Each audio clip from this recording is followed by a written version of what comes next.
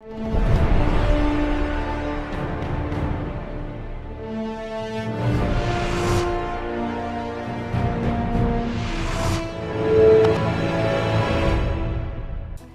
and welcome to ETNow. You're watching Super Achievers Making New India, powered by Voicewhat, the special show where we bring you inspirational stories behind some of India's biggest corporate successes.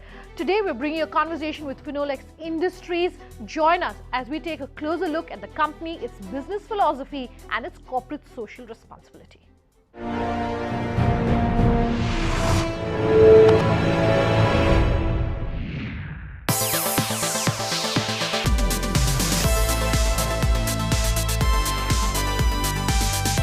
Like many manufacturing industries that emerged post India's independence, Finolex Industries has one of the most compelling stories to its journey.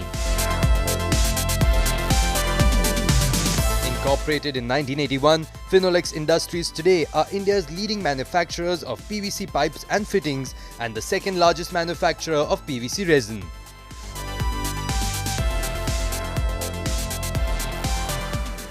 Their ultra-modern manufacturing facilities are strategically placed in Urse and Ratnagiri in Maharashtra and Masar in Gujarat. The only PVC pipe manufacturing company having comprehensive control right from manufacturing of raw materials to the distribution of the finished products.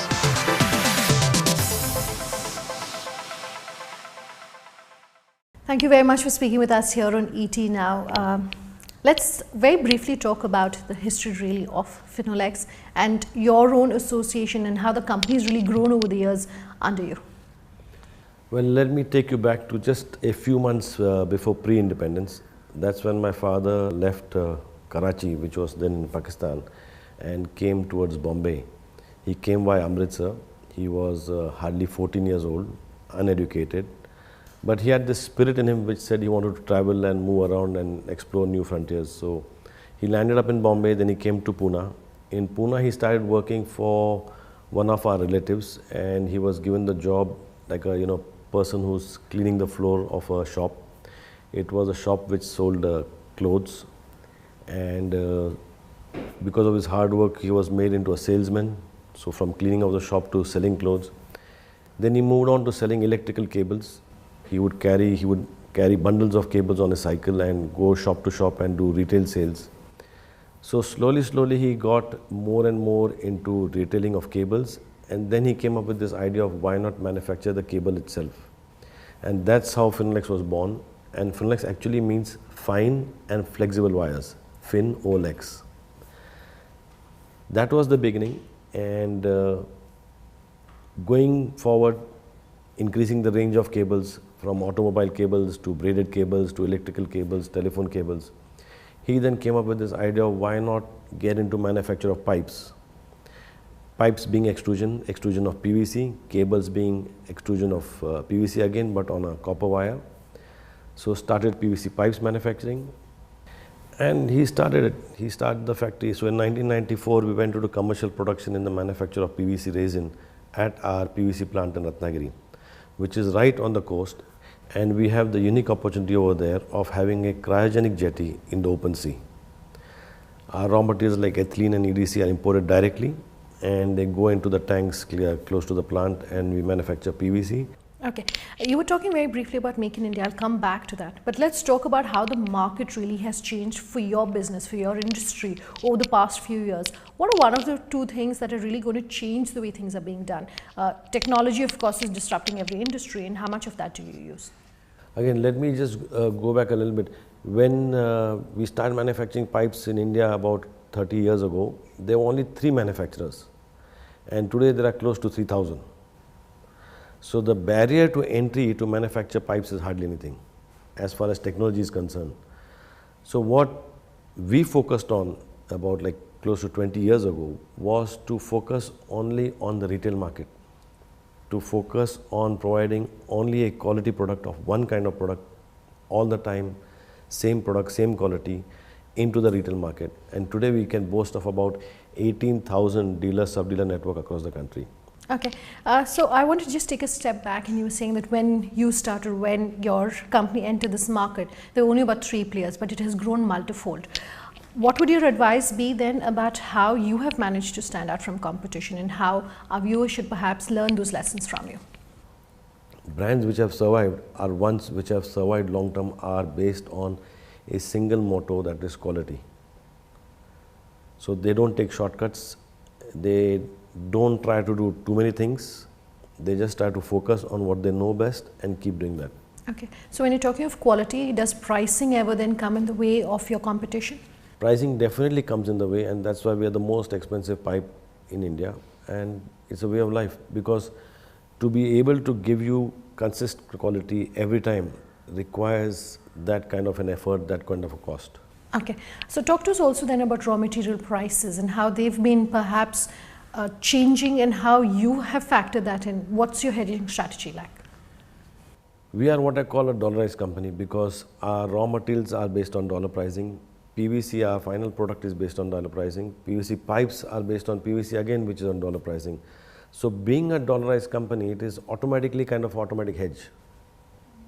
And the more we extrapolate the value chain is better for the company. So right from EDC to pipe, from EDC to fittings. So the longer the chain is better for the company. Okay. What about the non-agri market? That is something that you are very aggressively chasing. That's something you're interested in. You've announced some partnerships in the past as well. What's the growth there looking like? See, non-agri market, we have kind of not focused on except for the last 4 years. And once we got in, we said we have to go all out. And then luckily there came another break when this company called Lubrizol, which is the world's largest CPVC compound manufacturer, they are actually the inventors. They invented CPVC 50 years ago in America. When they approached us, we were delighted. We said it looks like a perfect partnership. So actually we have even made a logo of 90 because they are 50 years old and we are 40, so it's total like 90 years old. So we are introducing the whole range of pipes and fittings in CPVC. We are already have got our range in ASTM pipes and fittings and in the SWR pipes and fittings. So our full portfolio for the non-agri by end of the year will be fully completed. How are you preparing for a post-GST regime? Is it looking good in terms of the industry, what the benefits you're likely to see? I am very positive. I think it's going to help the country a lot. It's going to help the customer a lot, and it's definitely going to help the corporate a lot. Said that, I really don't know how it'll pan out as far as the documentation is concerned and all that. But barring that, I still think it will be a smooth ride. Okay, there might be a couple of months of hiccups, which is fine.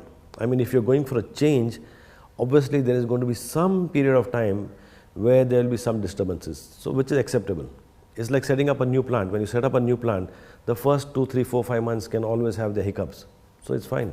Okay, and most industries tell us that at least come FY18 and 2018 really, they expect that these changes will settle down.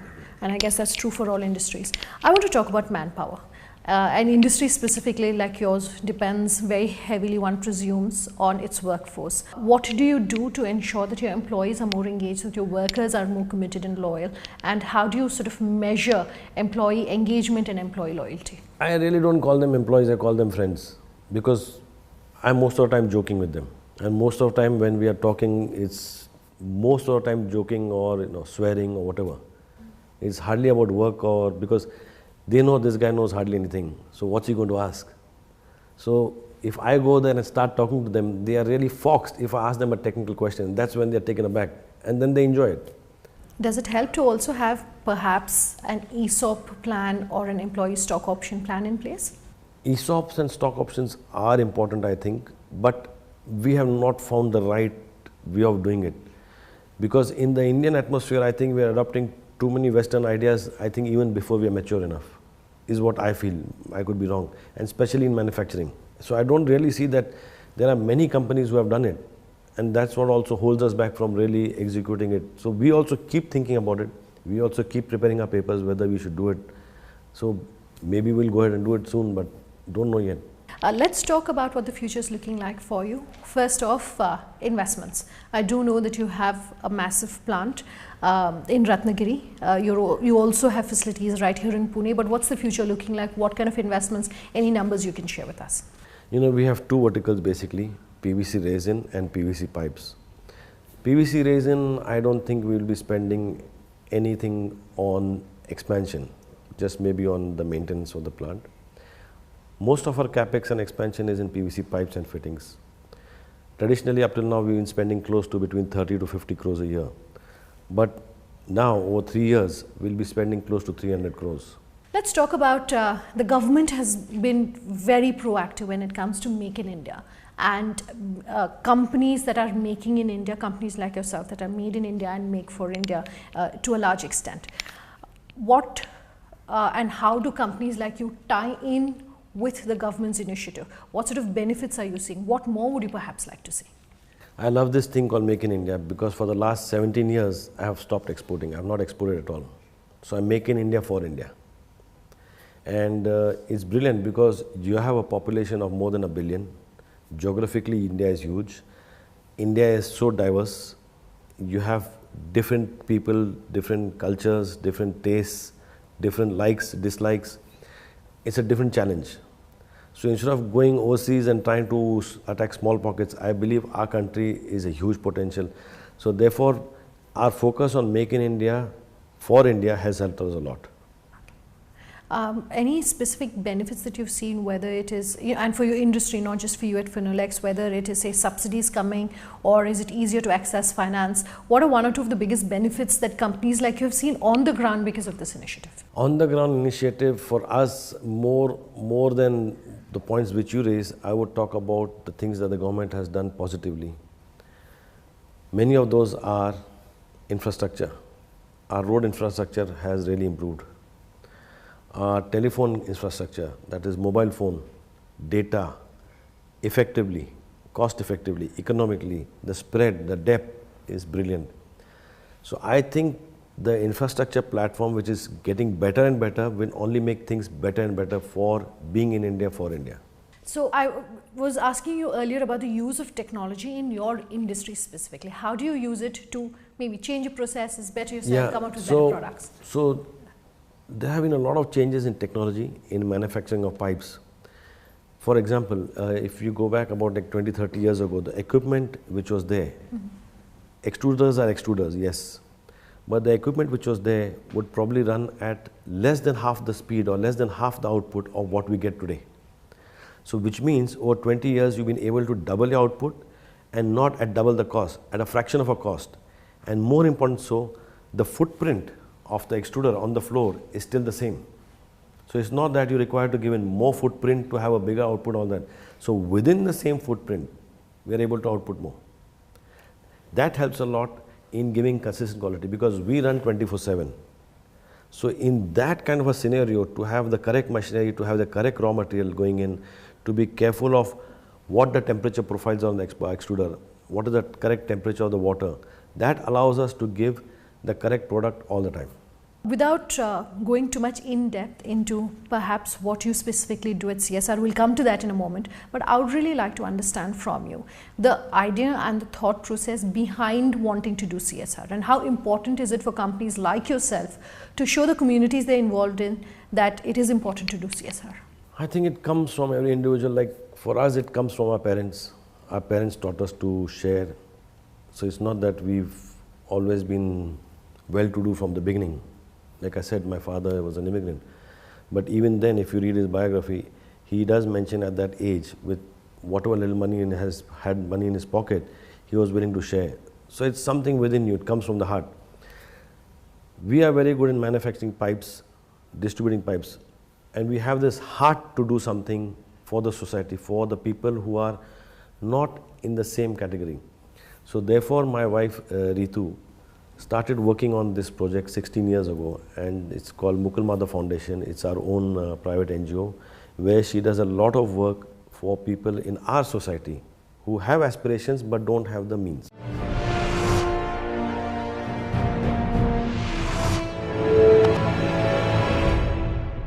Time for a break. On the other side, we'll continue talking with Finolex Industries. Do stay tuned.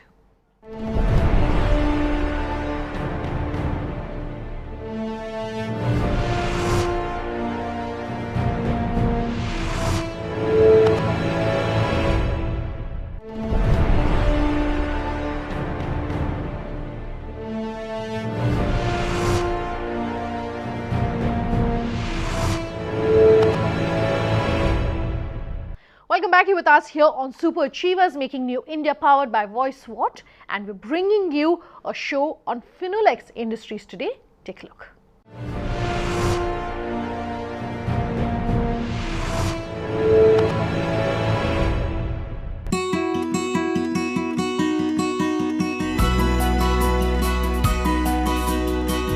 Mukul Madhav Foundation was established in 1999 by late Prahlad Chhabariya as the CSR arm for Finolex Industries and is well known today for its charitable activities in the fields of healthcare and education.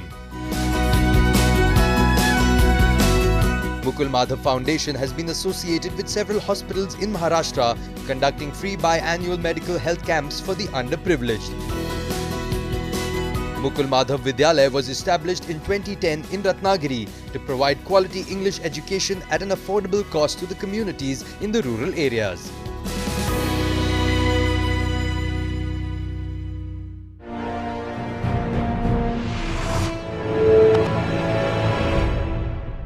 I do know that you're passionately involved with several different areas when it comes to CSR.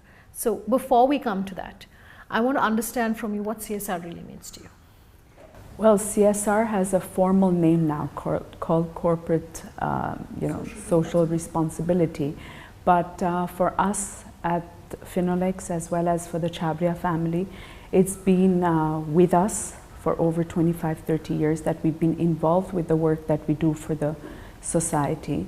So from what my father-in-law had incepted called Hope Foundation, which was working for cancer patients, its medication being given for cancer patient, started way back in 1972.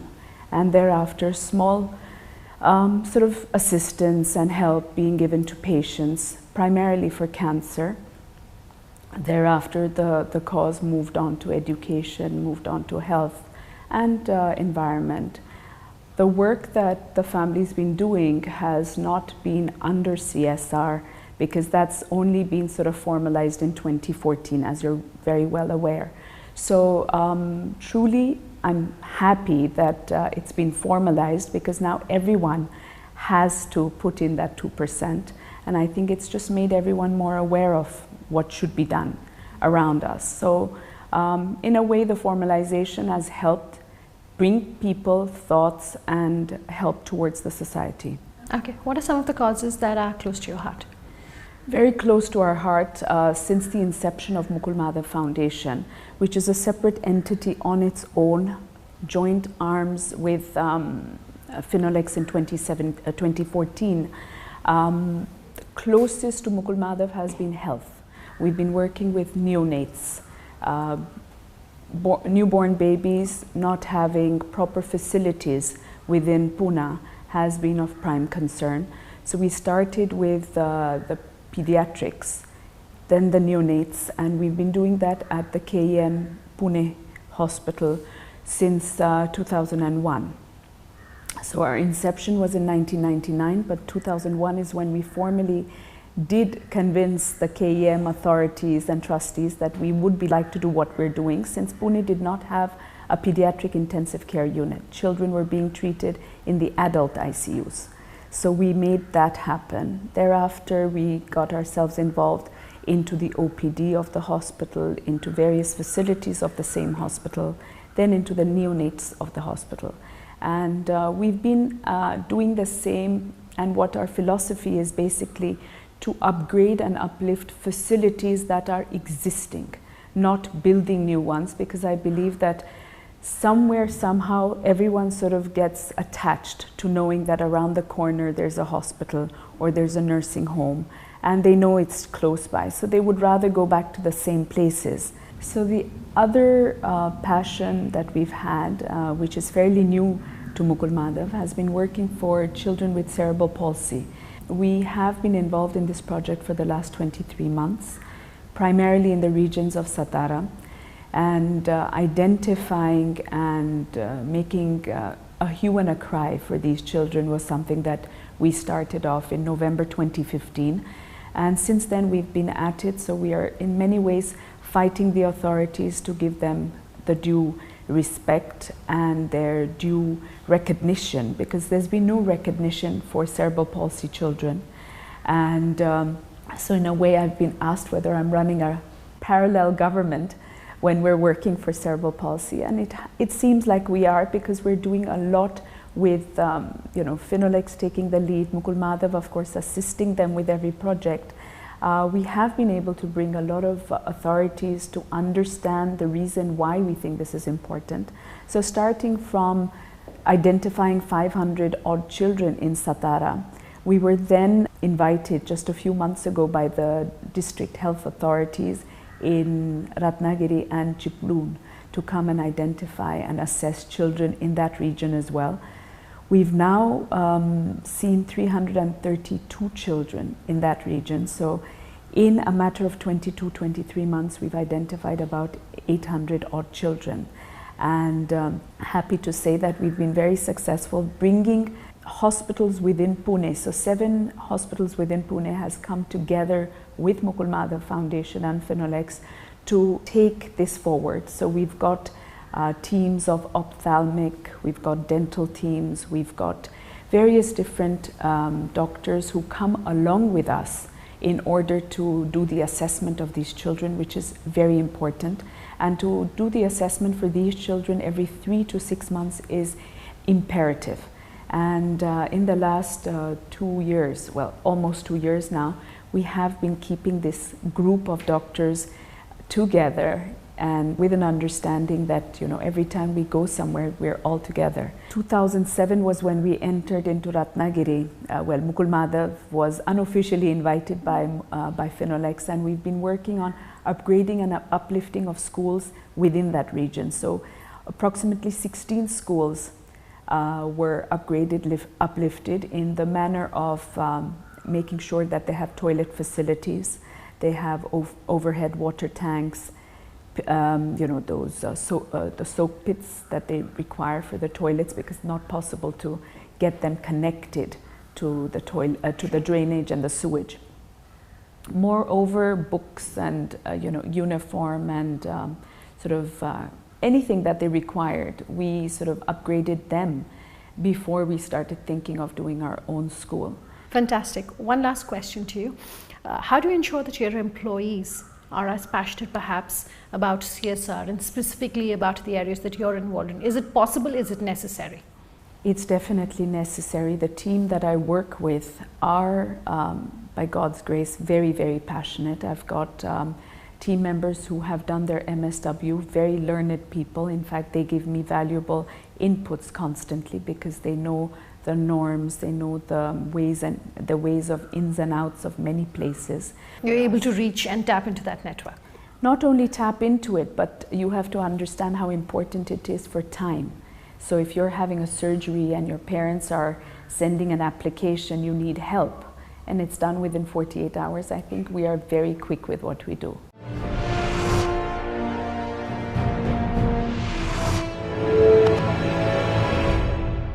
Completely out of time then on this special episode on Finolex Industries. If you have anything that you want to say to us, do remember you can always write in at leadersoftomorrowtimesgroup.com. You can reach us on social media using the hashtag LOT on Twitter, or tweet at me personally at Sunanda_J. You can call us on that number you see on your screen, or that's our Facebook page for you, Leaders of Tomorrow on ETNow. We love hearing from you, so do get in touch. Thanks for watching. Have a good night.